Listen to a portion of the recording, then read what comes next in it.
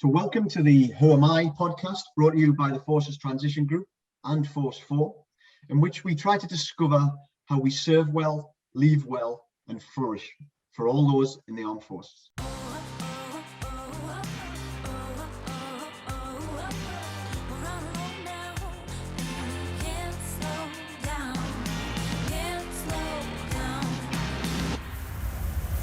Fantastic, and some brilliant guests that we've got here today.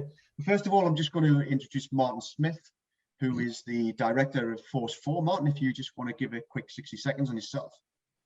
Yeah, thanks, John. Hello, everyone, and welcome to this, the very first podcast from the FTG.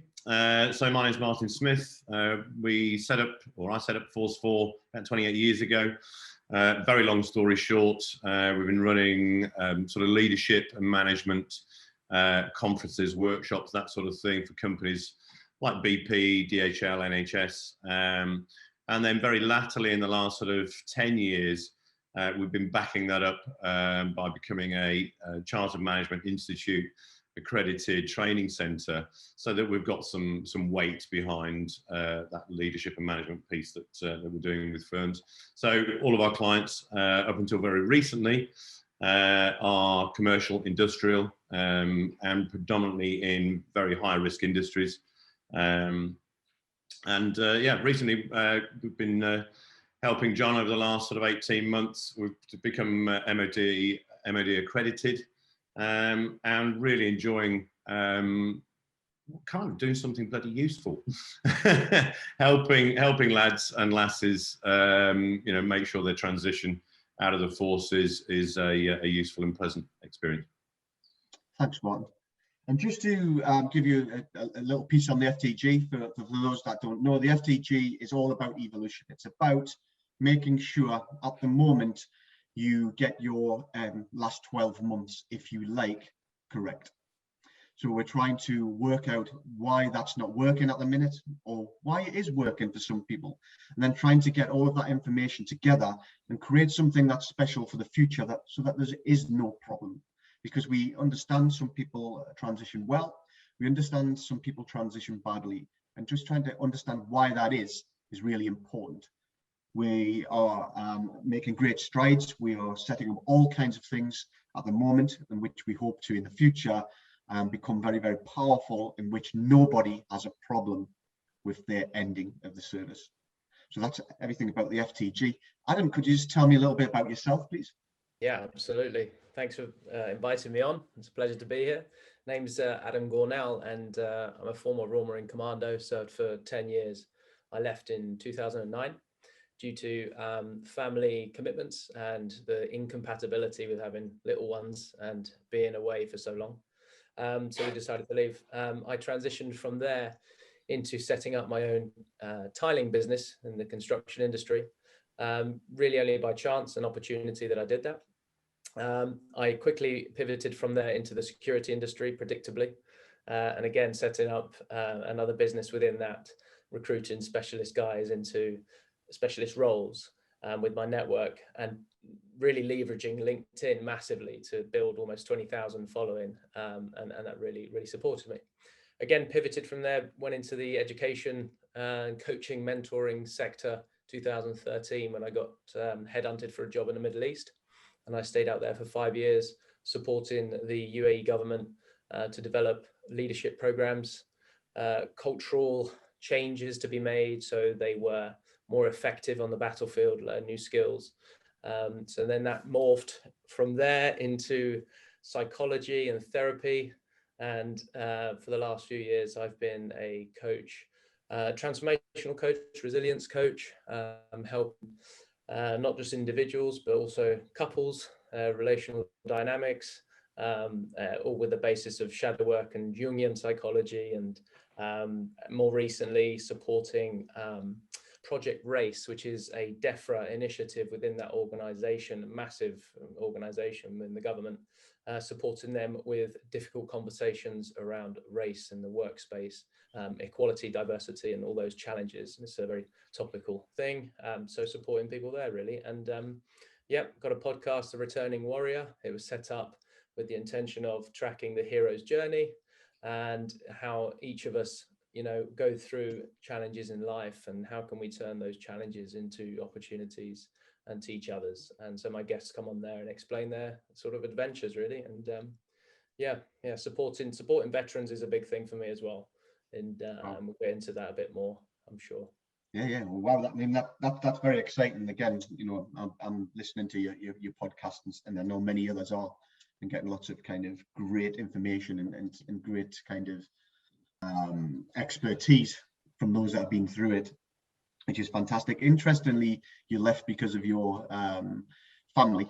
That actually comes up in the top 5 reasons that soldiers actually, or military people, give at the minute. So maybe we can kind of discuss that in a little bit more detail, because some people say that them facts aren't true.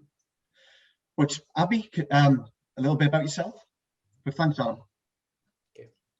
Yeah, thanks, John. I always introduce myself as an author, leadership coach, ally, fire starter, and always up to something. So I wear quite a few hats.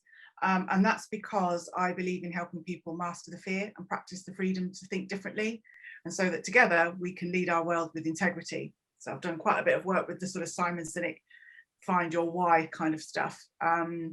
But I suppose there's a bit of a sort of backstory as to how I got there. So 15 years Royal Navy medic. Quite a lot of my early career was very clinical, very patient facing. As you go up the ranks, you then get more managerial, and you get further and further and further back and away from people, and sort of squirreled away in your office.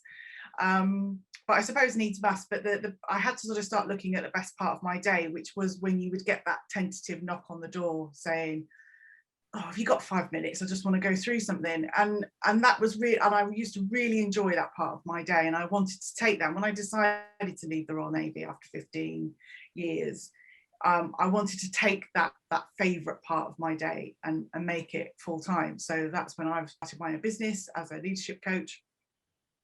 I have kind of gone around the houses with it a little bit. When you start, I've never started a business before. It's something completely new. Nobody in my family had ever started a business, but I thought I'd give it a go. What's the worst that can happen?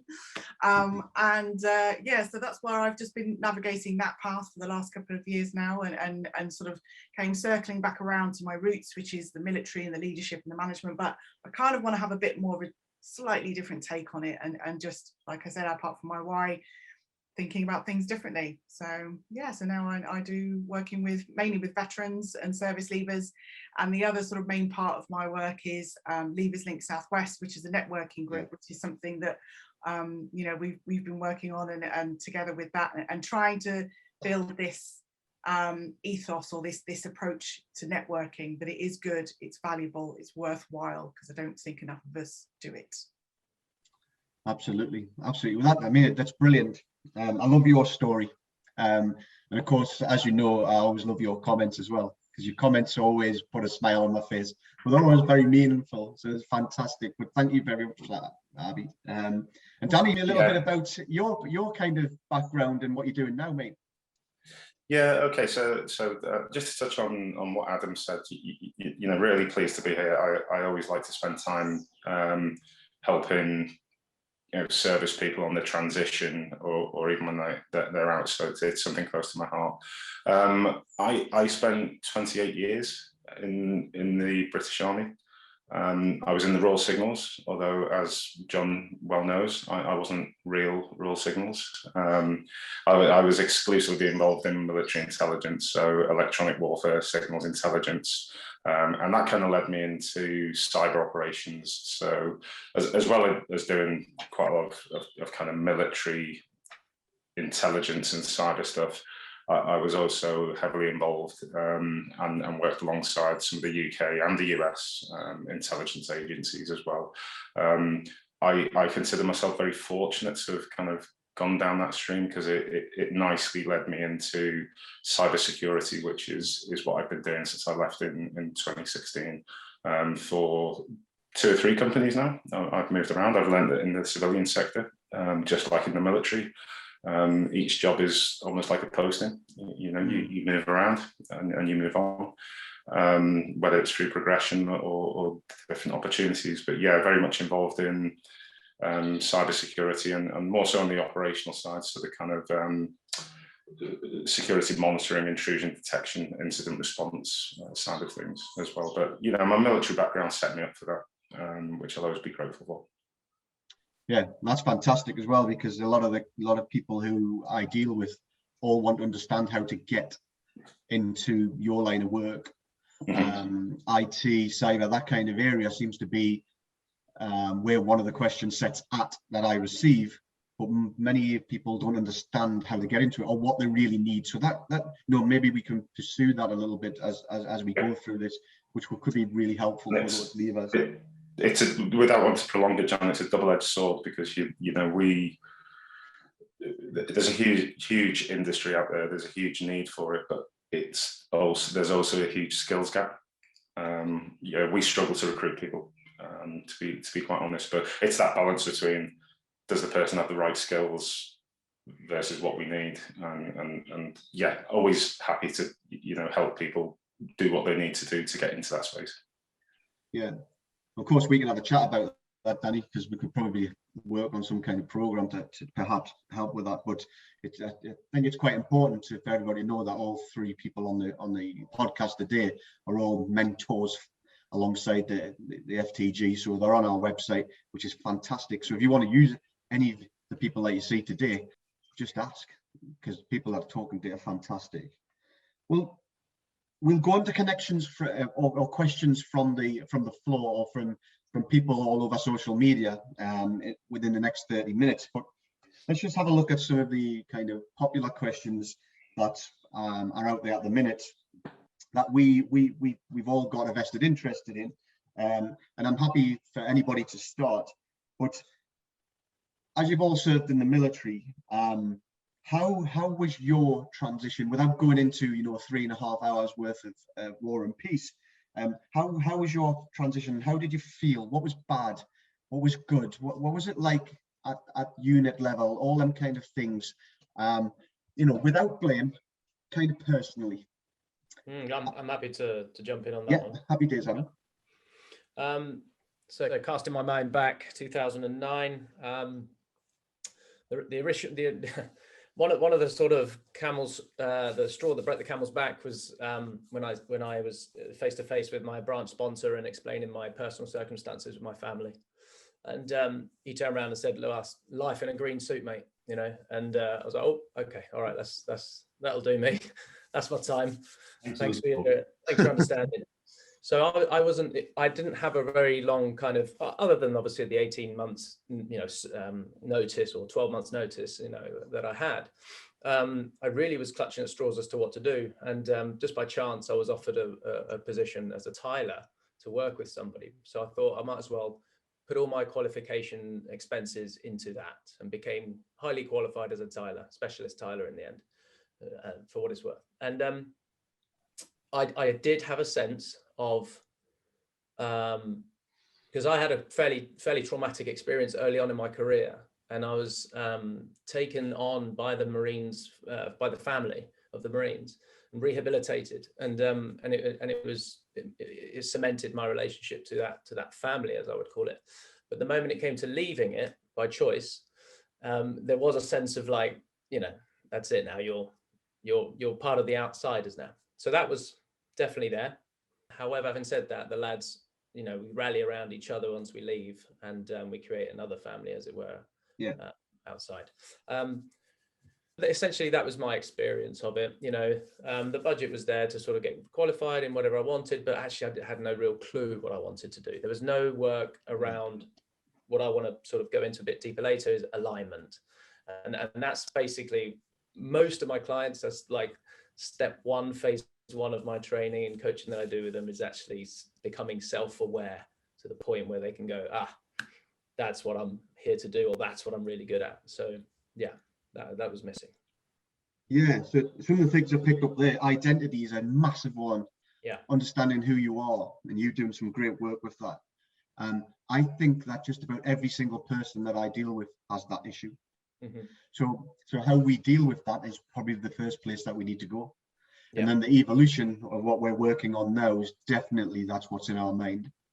because the minute you kind of understand that, you start to gain your direction, and not having an idea, you said no clue. That's direction for me, and that happened to me. So I don't think anybody listening should worry about that. They just need to start to take them steps forward to do that. And I imagine we're going to have similar stories here, because it's what I hear every single day. Yeah, I'm nodding away there, because it was like, yeah, been there, yeah, that was me. I suppose at unit level, day to day, in terms of my line manager and my DO, they were fantastic. I really appreciated them supporting me through that time. There was no question whenever I had to go and do things, or if I had a phone call, or if I was doing a course, there was never any pushback, which I was really grateful for. I appreciate that there's probably some people on the other end of the scale that don't have that even struggle with that, trying to get time away to go and do their resettlement. So for that, I can't complain. But much to Adam's point, it's a very isolating time, because everybody around you is still getting on with their careers, getting on with life, and being in the military, and you're in this sort of like phasing out, and there's no one else really around you that's also phasing out. And I think just sort of moving on from that point as well, about the isolation and kind of returning to some of the, and it'll probably be a recurring theme as well, it's about finding the others, finding that network of people that are in that transition and that resettlement period, so that you can kind of just have a chat with other people that are going through the same thing, and exploring different options. I certainly know from my experience, it wasn't until, was it a few months ago, that I found out about you, John? And that was through word of mouth. There was just this name kept coming up. If you spoke to John Stevenson, and it was, no social media ads or anything like that. It was that pure word of mouth networking effect that put us together. And I think, I think I would have liked to have had more of that from the outset. Abby, what, just coming back, because you pretty much picked up on that same point that Adam was talking about the outside family. Is there any practical steps that somebody who's transitioning can more quickly identify that outside family, so they can access that network and support quicker? Well, it's tricky, because there is a lot out there. Well, the silly thing is well, silly, or is it not? I don't know, because when I did leave, I tried to ask around and say, does anyone do network? Does anybody meet up? Does anybody have a coffee morning? And I was getting nothing back. It was literally like tumbleweed.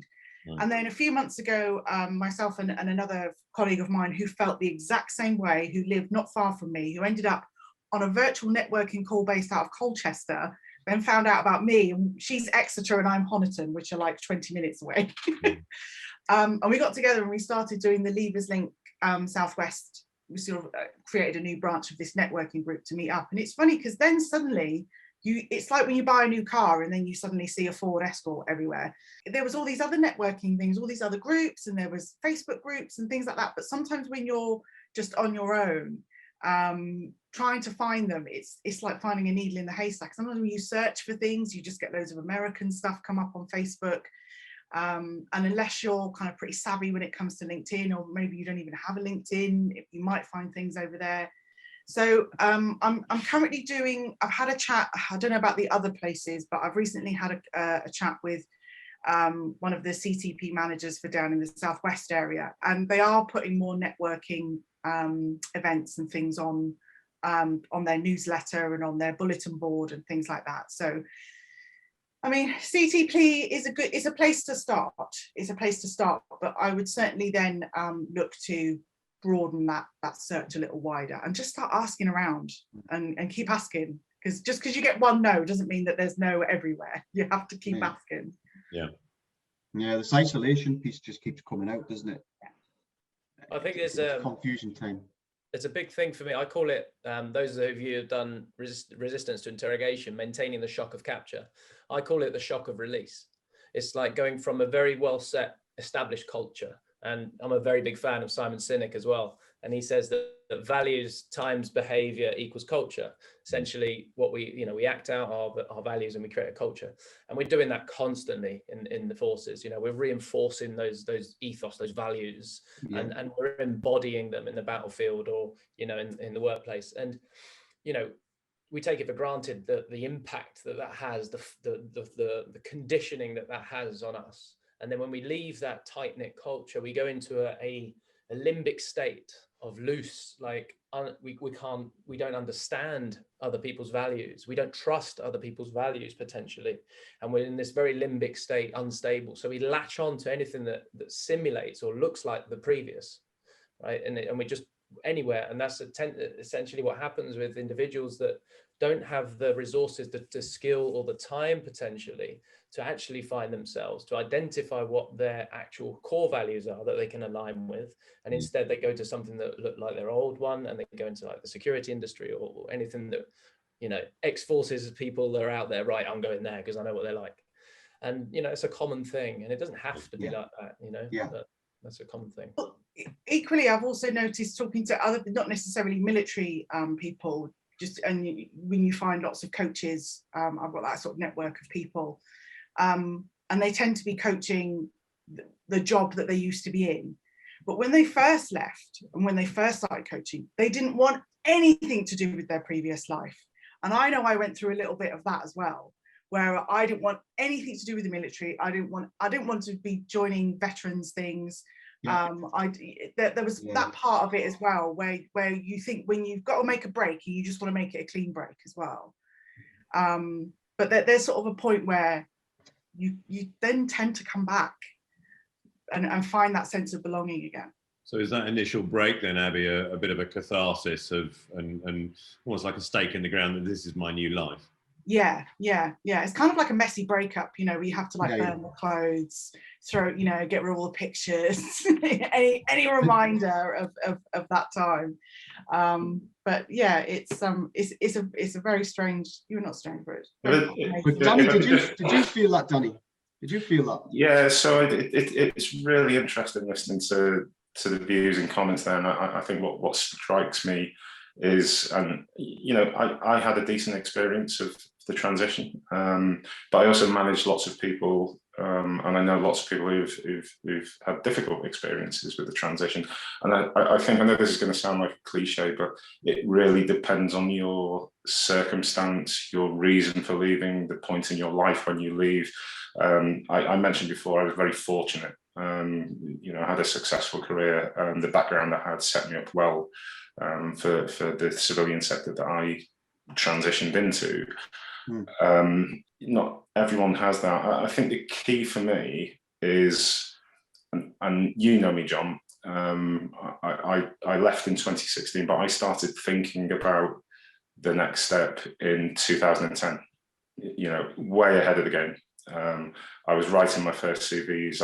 It didn't mean I wanted to leave. It didn't mean I was kind of not taking care of the day job, so to speak, and being as passionate as I always was about being in the military.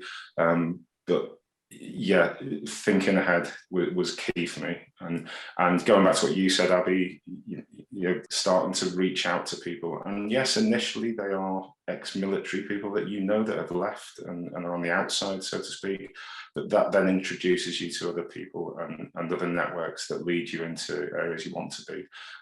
All I would say is that the one thing I did do as the time came in the last kind of 12 to 18 months is start focusing on what you think you want to do. It's very easy to go scattergun and I just need a job. And I understand the kind of fear there, because we're so used to that security. We know we get a wage every month when we're in the military. We know unless something goes badly wrong, we've got 12 months security. A lot of the contracts I've been on, you're on 4 weeks notice either way, which freaked me out to start with. So it's focus on what you want to do and the area you want to go into, and then going back to what you said previously, John, that then helps you. Even if you haven't got the experience, you can upskill, you can certify, but you're focused on where you want to be, as opposed to just wanting a job, which I'll admit I have colleagues who've gone down that path, and it's, yeah. Danny, can I just ask you then, because your lead-in, if you like, your lead time to transitioning was thought about sort of 6 years in advance. Mm-hmm. Do you think that helped dissipate that shock of release that Adam was talking about? Very often I'm talking to service leaders every week that are leaving in 3 months and they've done kind of nothing. And I'm just wondering whether that very short contracted lead time increases that shock of release. Yeah, without doubt. And again, I'll be open and honest. I say, I wasn't I obviously was planning on leaving at some point, but what it started to encourage me to do was I would go and have meetings with people who are in, a coffee, say a meeting, a coffee with people who were working in industry at the time, and you start getting a feel for the commercial sector. You start getting advice on what you need to do and to kind of prepare yourself for that time. So yeah, I absolutely. I think leaving it till the last 12 months, and you just mentioned a very good point there, Martin, that reminded me when I was on the CTW workshop.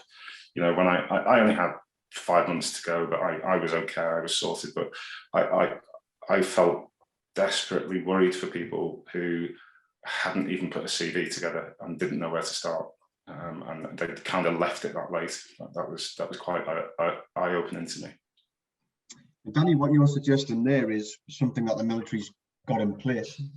It's called GSP 100, and it's the holistic approach to transition. So making sure you own your future the day you join. Mm-hmm. The problem I have with this, and I'm very public with this, is I've never met a commander who's read it yet. And that's a bit of a problem for me because that's been out for 2 years. Now, I do understand that there is work being done behind the scenes to allow this to happen. But even so, commanders are busy, commanders move, commanders change jobs very quickly, they go on operations. So setting that up inside a unit is very difficult for a moving part. And who's then going to take that up on, on their behalf or when they leave? And my fear with that is it then becomes a bit of a mishmash through service, and the culture just doesn't change. Just like when we had PDR, it was a good idea, but it didn't change anything. It didn't become culture. It wasn't normal to look to the future. Yeah. So by bringing somebody in, perhaps like what we're doing, and saying, listen, this is what we do, and we're not moving anywhere. This is going to be the same all of the time, and you're going to get the same level.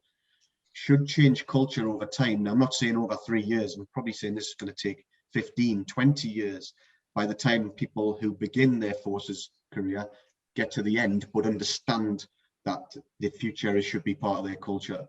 So the fact that you're saying this and you've done that kind of underlines or makes very evident that this is needed. So the evolution, which we'll kind of go into now, which is my kind of next question of what do you think about the FTG evolution? If I can fit that into 12 months, imagine what we could do if we could fit that into a career. Because if we can get somebody from there to there and get them the job, imagine what we can do over 22 years, or just 5 years, or 10 years. Because if you've got all this stuff to fall back on, one of the things that keeps coming up is it's important to understand who you are. Well, you would. And you would understand that ownership, that direction, which would let you make them decisions way, way easier, or far easier. For those who don't quite understand what the evolution is, when the Forces Transition Group talk about it, it's basically about ownership, it's about direction, and it's about making our decision to streamline us out for future success. So my question to you is, what do you think about the evolution, to the panel? Without jumping the gun on what the next questions are, what I'd like to touch upon there, John, is the kind of perception in the military, and I don't wish to sound bitter here. I had a great career, and I was just fortunate enough, I could look after myself, and when I was on the transition, but appreciate that not everyone is in the same situation. But people thinking about what they want to do next and next steps, and I'll use my own area, and I suppose the raw signals fall into that as well, John. If you invest in them and train them and coach them, it's almost like helping them think about what they want to do next can be a retention thing. And I'll use cyber as a perfect example of that, because the military more and more, they will train these people up, and you could say they are setting them up for success on the outside, but there'll come a time where they might have to say to them, hey, can you come back on the inside for a year or for 6 months, or that kind of whole hybrid model. And I just think the word resettlement is probably outdated. It's more of a partnership of setting up people for success in what they're doing now, and then you might retain them. But yeah, you're helping them along to what they're going to do next. What about you, Adam? Yeah, so that actually brought an interesting point of coming back for 6 months, 12 months. Actually, that's going to bring commercial business into the military to give people a bigger understanding and things as well. But Adam, I know you're doing lots of stuff in this arena. A lot of the things that I talk about, you do, the evolution and all that kind of stuff. What if we look at that question, I know it's the Forces Transition Group evolution. How do you see it? How do you see this evolution? Do you believe it should go back to through service? It's for me, I always come to these conversations from a place that I'm more comfortable with, and that's psychology and human behavior. And when I see it through that lens, I ask, I'm curious, first and foremost, I'm curious about how Danny, you seem to be the exception and not the rule in terms of self-ownership, accountability, and preparation ahead of time. So I'm first and foremost curious as to why you were like that, whether you were mentored correctly or whether you're an anomaly, because it's difficult to build systems on anomalies and expect others to follow that. But it's also the human behavioral aspect of this. For myself, I know I was with BPT within the Marines, Brigade Patrol Troop, and we were doing all the recce stuff and all the Gucci jobs and fun stuff.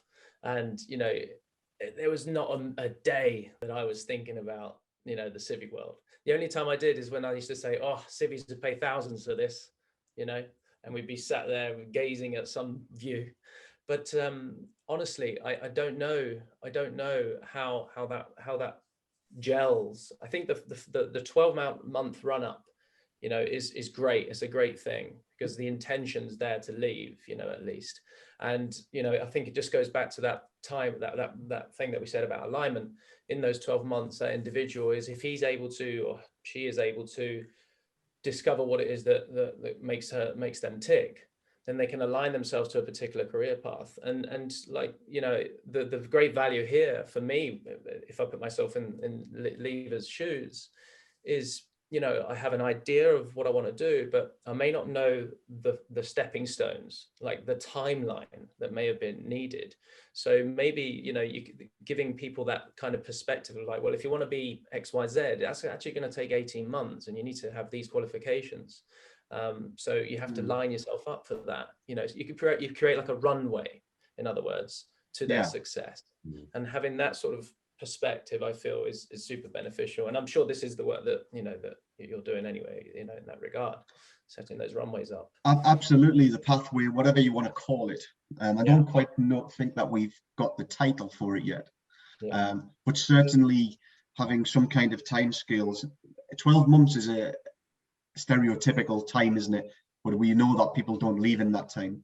Some people might have 3 months, might be medically discharged. Something just might happen, something bad. They might do something that gets them kicked out of the forces. They might only have 2 months. This is why it's very difficult but it's very easy to put it on a 12-month pedestal, because most of us think like that. But we are trying to do that. It's the way we've always done it, John. That's what it is. But if we can get to what Adam's saying there, imagine we could get to the 10-month part. So in them first 2 months, we really do sort ourselves out and we really get that pathway squared away. Actually, you could probably do a lot of education in that time to align yourself. That's a lot of time to start networking and get yourself into correct places. It's a lot of time to have these conversations with people. It's a lot of time to make that decision on where your direction is. 10 months. Get all that right and then go, and I'm going to take this long to do it. That's important. That's really important. The problem is we know, and we all know, it doesn't work like that, because the people I'm dealing with mostly I've got 6 weeks left, and I was just helping my mates out at work. I just still had to do my job. Yeah, I get you still got to do your job, but it can't work like that. Yes, you've got some, kind of work to do, making sure people are still doing their jobs. You're getting paid by the military after all. But you've got to start looking after number one. And if you keep burying your head, that's where the sleepwalkers and what I talk about comes out. Actually, let's go on to that, Abby, with you. What do you think about the sleepwalker, the evolution, the piece we're doing, the sleepwalker bit? Because a lot of people are talking about that, and I'm sure you heard a lot about that. Yeah, it seems to be, I don't know about you, it's your copywriting, but it seems to be something that is resonating with people. I think it's important as well to not blame and shame, and as well at the same time. I think it's important to name it, say this is something that is happening, it's a behavior, but make it so that it's something that can be changeable. Yep. Which I think you do in the posts that I see from you. This is what's going on, this is what we can do about it, and so on and so forth. So I find it really very very supportive. But I think, yeah, the time for sort of dancing around these things is you kind of got to call it out, or call it in. You invite the elephant in the room to the table and sit down and have a chat, because but it's not just military transition. How many of us should go to the gym a little bit more, eat a little bit less, all those things that are good for us that we don't really do on a consistent basis. We sort of have fits and starts. So I think, let's let Adam weigh in on the psychology of that one. Well, the sleepwalker piece, before, Adam, if you want to kind of talk about that for a couple of minutes, but the sleepwalker piece, in many ways, if I just put sleepwalker and say nothing else, every single person who leaves the forces or has left the forces knows what I'm talking about. And that tells me something. Can I just ask Adam a question on that? And it's actually to do with both Abby and Adam's points.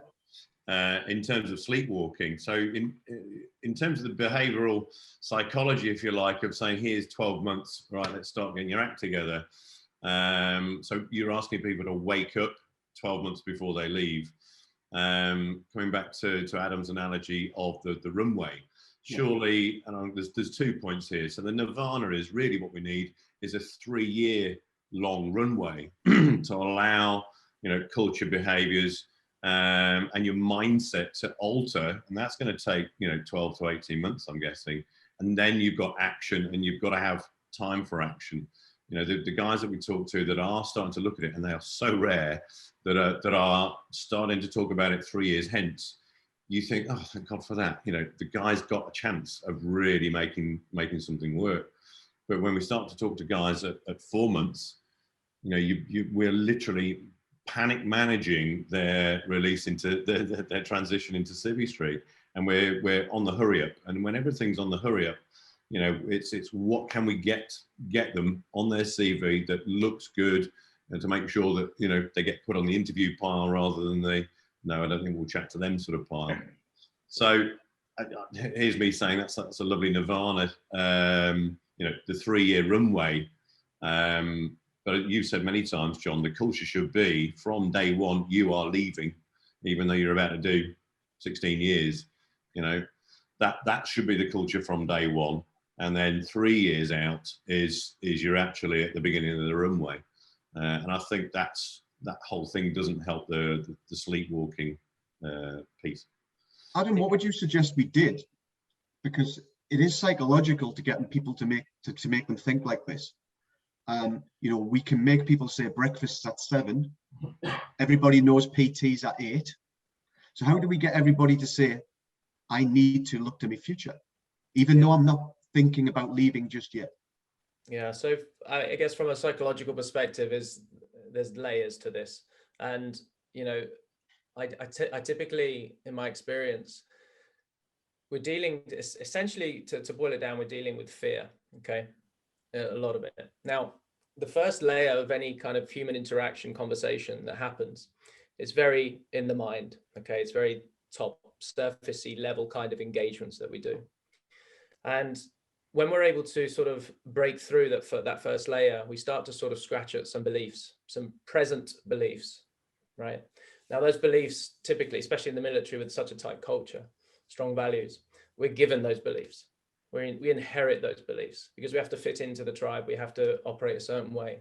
So we inhabit those beliefs, and those beliefs can be extremely limiting. And the second layer of those inherited beliefs has to be cracked through to their core beliefs, like what they actually believe. And that is a process. You know, I do rapid change therapy now. I even use hypnosis to get through to these core beliefs and truths.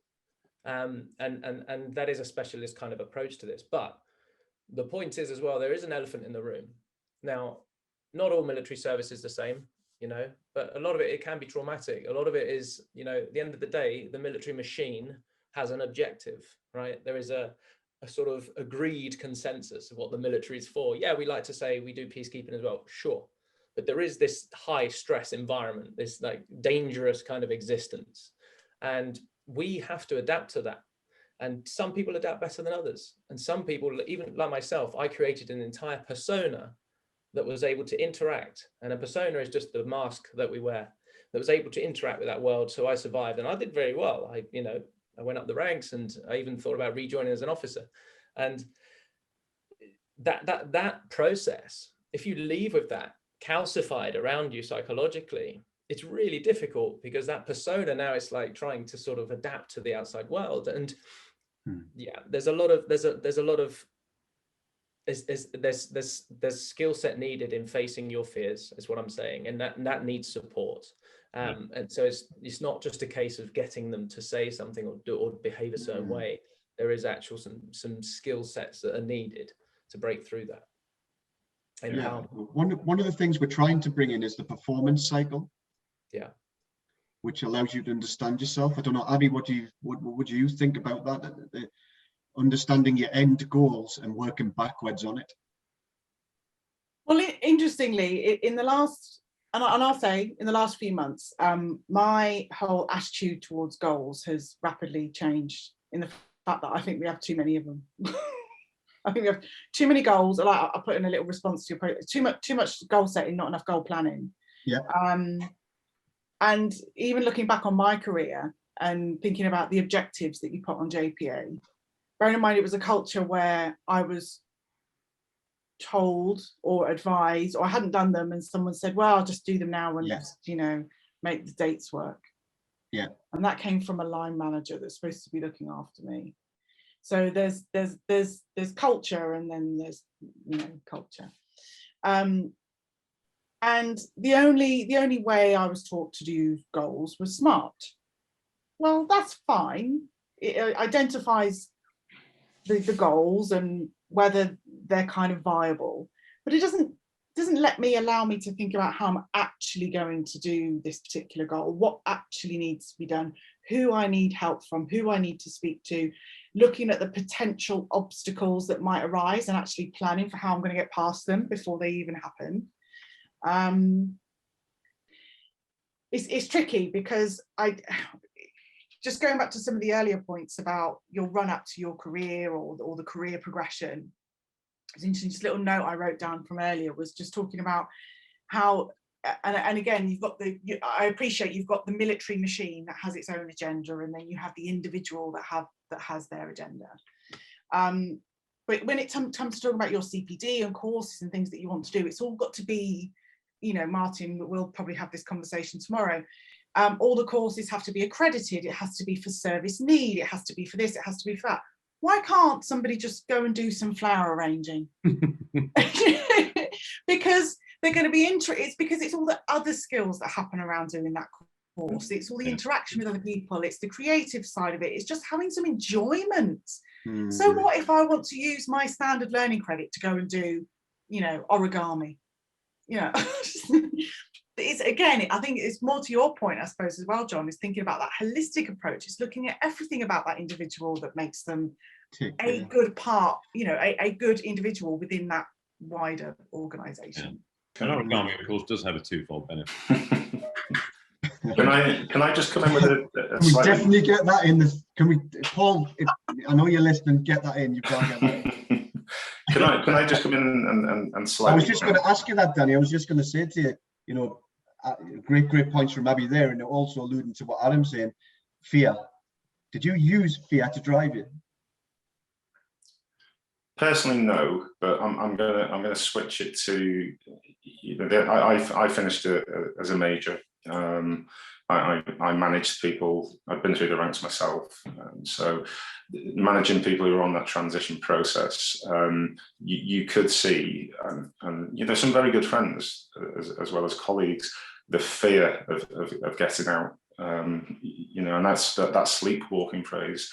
You could see them leaving it till the last possible minute, because they probably were not accepting of the fact that they were getting out. They probably didn't want to get out, and it's it comes down to what you said there as well, evolution, and the talk of a 3-year glide path, which shouldn't be viewed suspiciously by the military. In my perspective, it should be something they look at, because they're going to get a return of investment, to use a business phrase. It should be encouraging it in school. Exactly. Yeah, you invest in those people.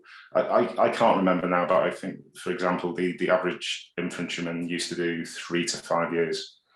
Well, I tell you what, you just invest in them within those 3 years. You might be helping them for the next career they partake, but you're going to get something back from them. And it was the same in my sphere. I would send people on courses that I knew would benefit them in the civilian sector, but I also knew I was going to keep them for 3 years, and get return of investment from them. Going back to your point, Abbey, I get what you're saying. We should encourage people to do different things. Myself and John spent many hours on the football pitch. Him better than me, but at the same time, the sector I'm in now, if one of my analysts comes to me and they want to do a certification or a course, I will judge it based on, yes, that's a benefit to you as an individual and your future career, wherever that may be. But if we're going to pay for it as an organisation, and that could be the military, what's the benefit for us as well, even if it's just for the next 2 years? Mm. Danny, can I just ask you, just before we probably go for a comfort break, and just coming back to this goal setting piece that, I think people sort of throw it around as a term that it should be, and John, this is where, do we question the fact that we set goals and work backwards? I think, and this is kind of where Abby's alluding to, is there's surely a piece of self-discovery. I was talking to a lady that had done a 24 in the RAF a couple of weeks back, and the world was her oyster. She had so much experience and insight and everything going for her, but she was, and this is why I used my little phrase, is snowblind. You're literally in a blizzard of self-opportunity, and I think this is where that 3-year, I think, glide path is a fantastic phrase for it, because nobody knows what they really want to do. So you almost want a little, try at a few little things, start to talk to people. One of the things we encourage people to do is to generate conversations with different industries. Look at institutes, associations, go do some play arranging. But there's 12 months is not enough time to have a wide-ranging set of conversations. And then you might just have that one weird, conversation, and somebody knows somebody, and all of a sudden you're getting really interested in offshore wind, and renewables, where you thought you were in signals and going down the cyber route. Mm-hmm. And there's not enough time to do that. So do we start with goal setting, or do we start with who am I, self-discovery? Well, the transition review states all of this, 2014 by Lord Ashcroft. Everything we're talking about here states that we should be doing all of it. And certainly what Danny alluded to with retention is, if you invest in your people, and this is written all over this transition review in 2014, if you value your people and they feel valued, they will stay. And it's as simple as that. Everyone's not going to, of course, people are going to naturally leave. But if you value people, especially, I think there's a figure out there saying 65% of people leave within the first 5 years. Why is that? Mm. The other problem for me is I don't deal with any of them. There's 4,000 people I dealt with last year. Over 95% were over 35 years old. Why is that? What's happening to them 65% of people? There's big problems there. But I know we're about to go for a coffee break, so hold that thought, we'll come back to it. We'll hold that thought, and I think, you know, we don't want to overshoot and start to talk till 2 o'clock this afternoon, so we'll do, you know, a quick coffee, back in 2-3 minutes, military style, get back in here, and then we'll do 30 minutes on what other people are asking, and then we'll just open that up to the floor. So joining us now is a really special guest, Maddy Edge, and Maddy is currently going through the transition, which is really important to this conversation. It's live. So Maddy, tell us a little bit about what's going on with you at the minute. My name's Maddy. I'm still serving. I've got 11 months left. So I'm kind of just starting my transition piece. I'm intelligence corps, 23 years, so it'll be 24 by the time I do leave. Yeah, found John on LinkedIn pretty much straight away. I've been bugging him ever since. Yeah, just had some great interactions with John, referenced CVs and things like that, which has been completely different to the ones I've had from the careers advisor on the CTP. So it's quite interesting to compare and contrast how differently people do things. It's quite interesting. Yeah. And I think what's unique about you, Maddy, is this piece of work you're doing on yourself. Yeah. So really, it's fantastic what you're doing, and I think it'll probably inspire a lot of people. Yeah. So I'm just kind of trying to find out who I am and what I actually want to do with my life, rather, because obviously last 23, 24 years, you just kind of float along and think, yeah, I've got this job, I'll just keep going, and then it's kind of coming to the end, and now I'm sort of actually, what do I really want to do now? So which is massively, which is so relevant to what we've just been speaking about for an hour. Everything you just said there in that 30 seconds or 60 seconds, we've just discussed about how it makes you feel, and you're actually living it now. So a great piece that we'll be able to put in a line, although you haven't been, you know, here for the last hour. That's actually something we might want to make a point of. And this person wasn't even here, they came on, did 60 seconds, and they've just said everything we spoke about in 60 seconds. So it's totally true. Yeah. Some of the things now, though, Maddy, we're going to be speaking about, perhaps will be relevant to you because you're probably thinking them. But it's going to be open to anybody to answer on the floor and stuff like that. But these are questions that have come in from service leavers, veterans. And I'll just open the first one to everybody. Please feel free to answer. We'll try and do these quite quickly. As a manager or a senior NCO in the military, the promotion ladder means you've got to do lots of different things, or it's stated that you've got to do lots of different things. How does that translate into Civi Street? As a leader in Civi Street, or a manager in Civi Street with people working for you, perhaps, do you expect them to do things that are outside of the norm to enhance their career, or would you prefer them to do their career, actually the job they're paid to do? In my experience, it's much more focused on the job and the career, rather than, you know, doing external things. But then I'll caveat / contradict myself a little bit. The companies I've worked for do encourage local community work, charity work, and encourage their employees to get involved in that. But they will give them time off for that. When we talk about objectives and goals, again, I'm just talking for the sector I'm in, but they're generally there to hit your objectives relating to your job, and the big carrot is financial. It's tied to a bonus, and that's the big difference, which you could argue promotion is as well. Yeah, and one of the big problems people have is understanding financials, KPIs, budget, when you're in the forces, because you don't generally work in amongst that. No, they don't. You know, I suppose the carrot in the military is if you do other stuff, it just puts you slightly ahead of everybody else who's probably doing the same stuff. Whereas in jobs, if you're not hitting them end results, the company could go bust, couldn't it, really? Yeah. It's slightly different. Yeah. Has anyone else got any to add to that?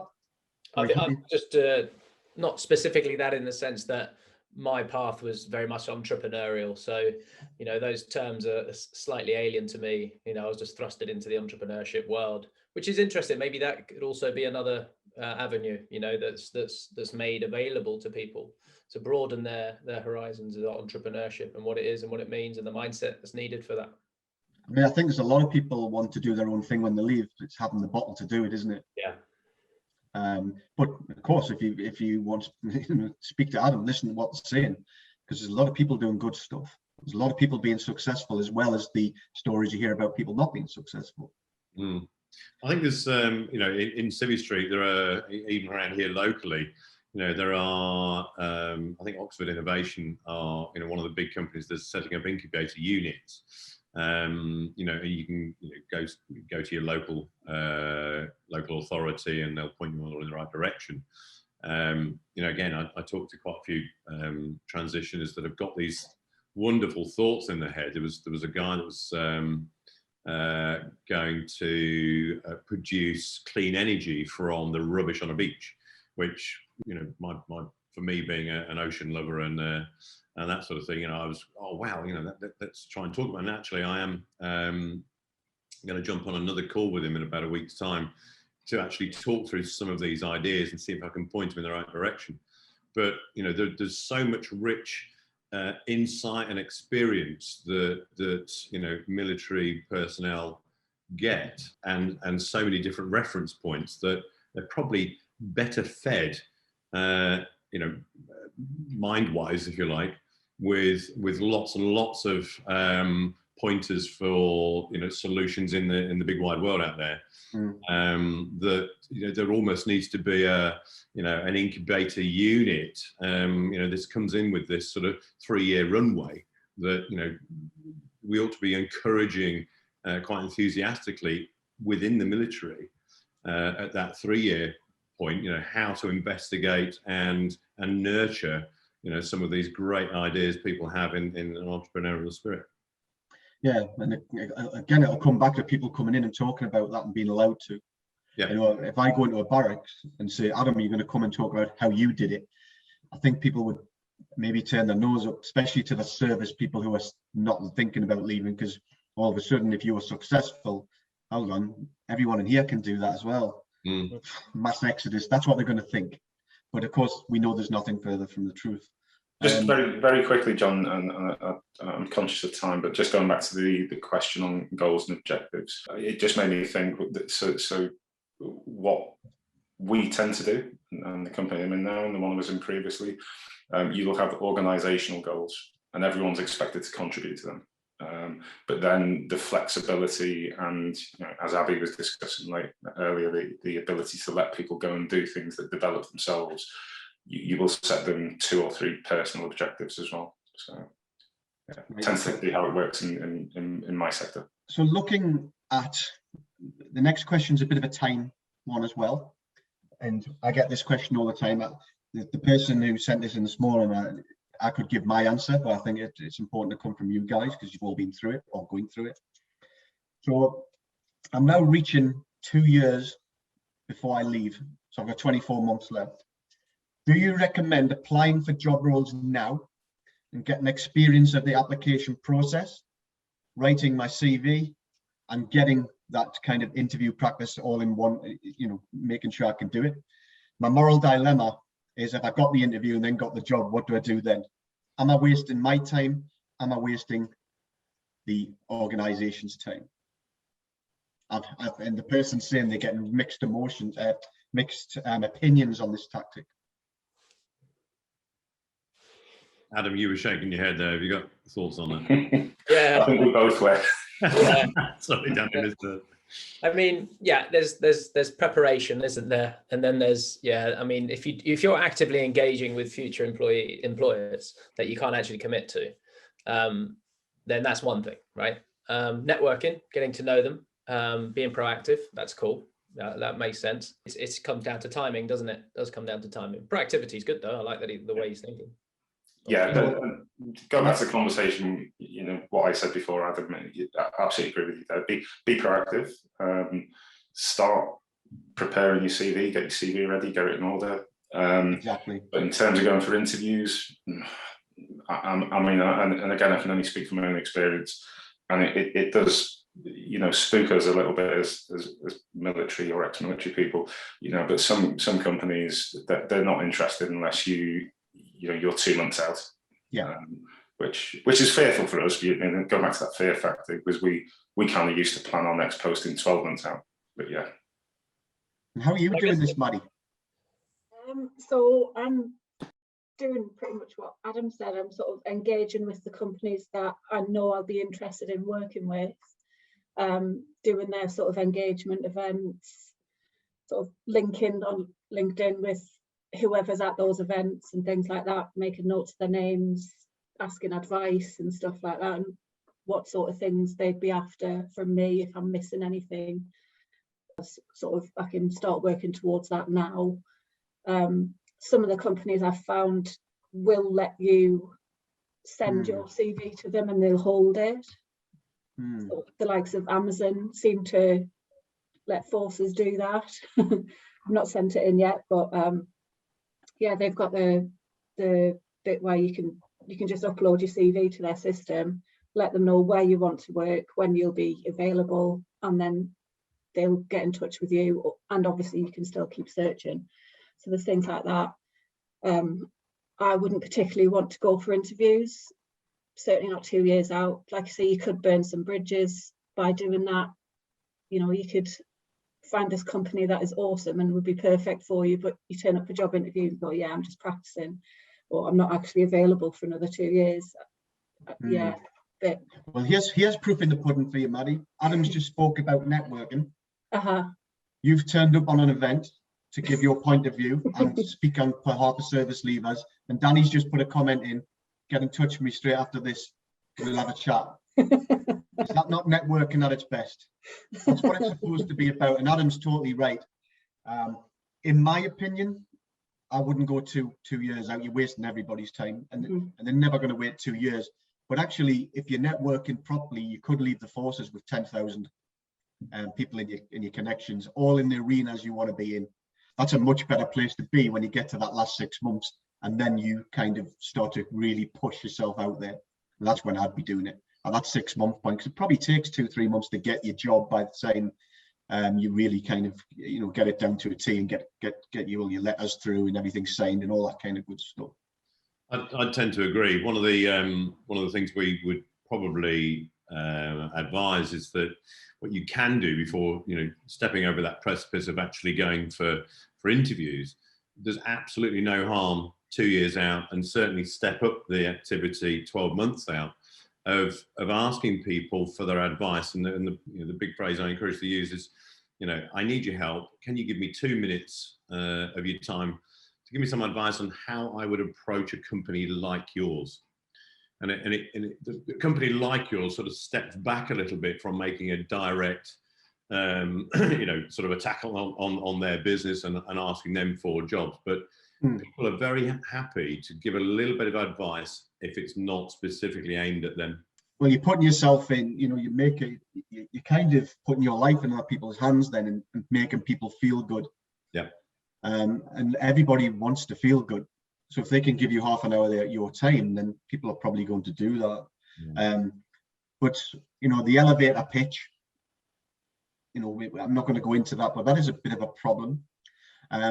Do forces people actually know what an elevator pitch is? Are they saying the right thing? Do they know what the first 30 seconds is? How do they write an elevator pitch to somebody on LinkedIn to create that interest?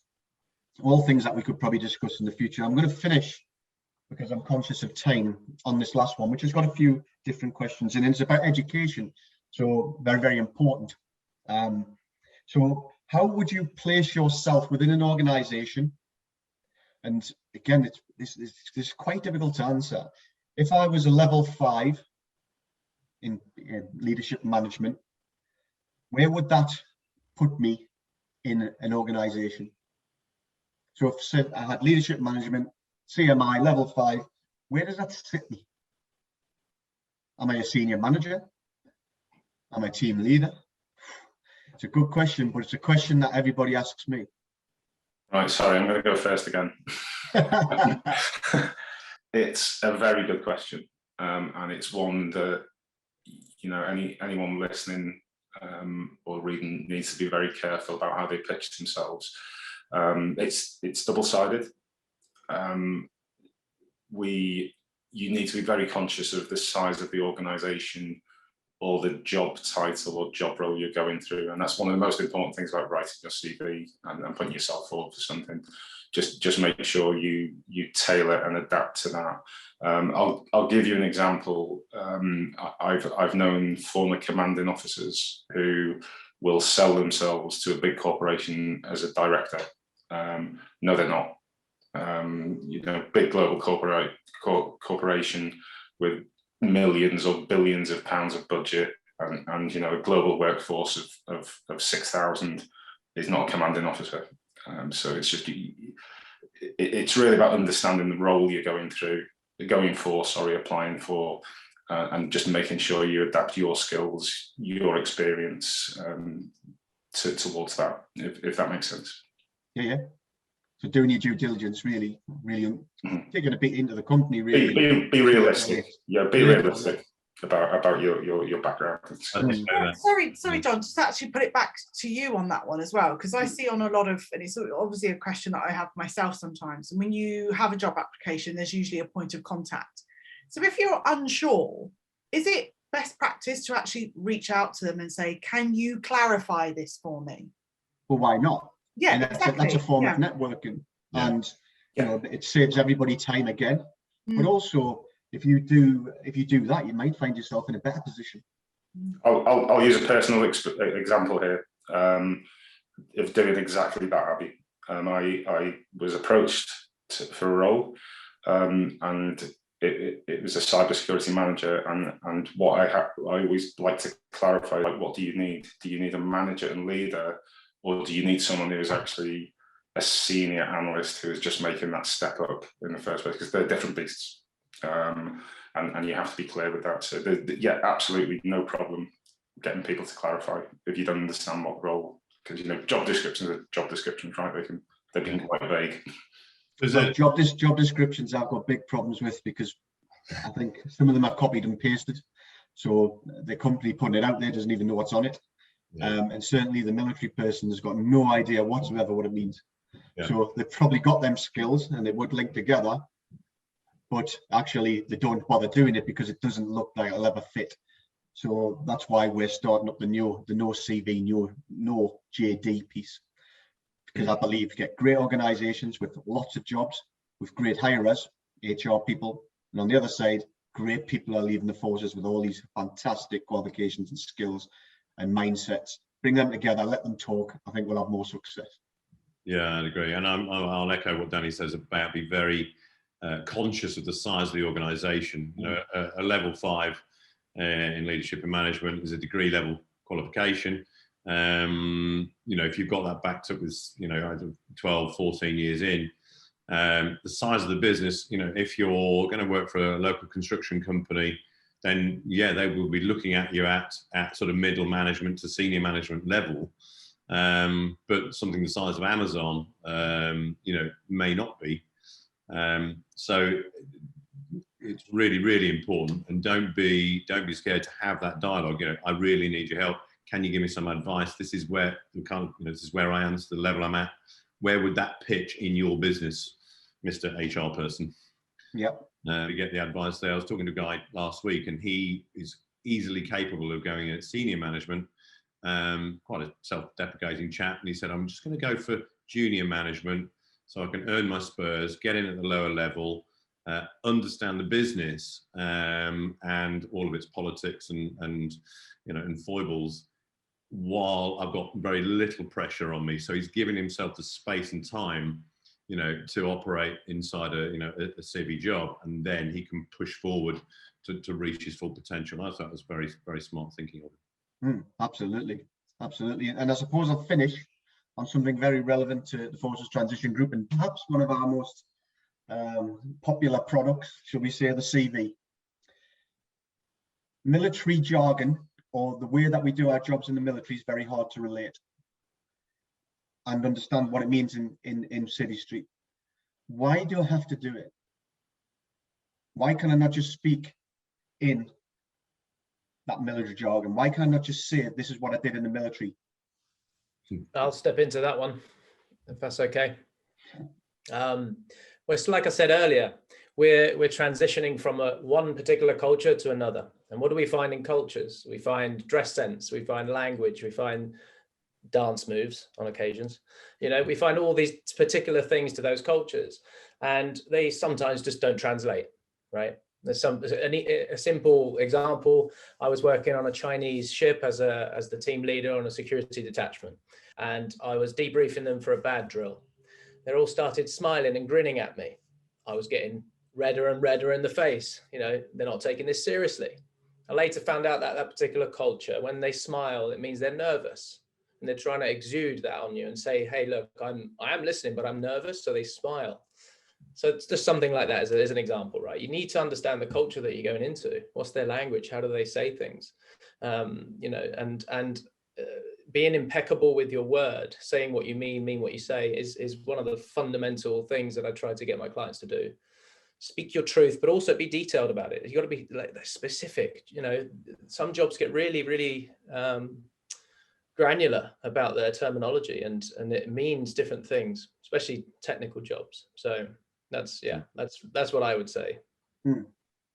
There's also a sense of fear. You know, a lot of businesses out there in industry, I put them in two brackets. Some are forces savvy, and some aren't. And the ones that aren't would look at a CV with acronyms all over it, and just get scared. You know, they don't know what this stuff means, and therefore they'd rather than try and digest it or compute it, or they would bin it. You do have some great companies out there. These are usually the companies that are more than likely starting to do values-based recruitment and look at the metal of the person rather than what the piece of paper says. And they're the companies, if you can investigate them and find them and they happen to be the right companies for you, then you're going to get on an awful lot better. Absolutely. Okay, well, there's many more questions, so perhaps we need to revisit this, but I'll be in touch with all of you. It's been fantastic first podcast. And all I can say is thank you, Adam, Abbey, Maddy and Danny for participating. What you've done today, you'll probably never understand how much good you will do. And please keep coming back and supporting what we're doing. And we would love to have you on again. And of course, we'll get you onto the next one if you're happy to do that, and see if we can start progressing with a few more people, getting some more statistics, getting some more information, and really getting this evolution where we need it to be. Because wouldn't it be a great thing if in 20 years' time, we've all been part of changing the end result for every single service person? And I'll leave it at that.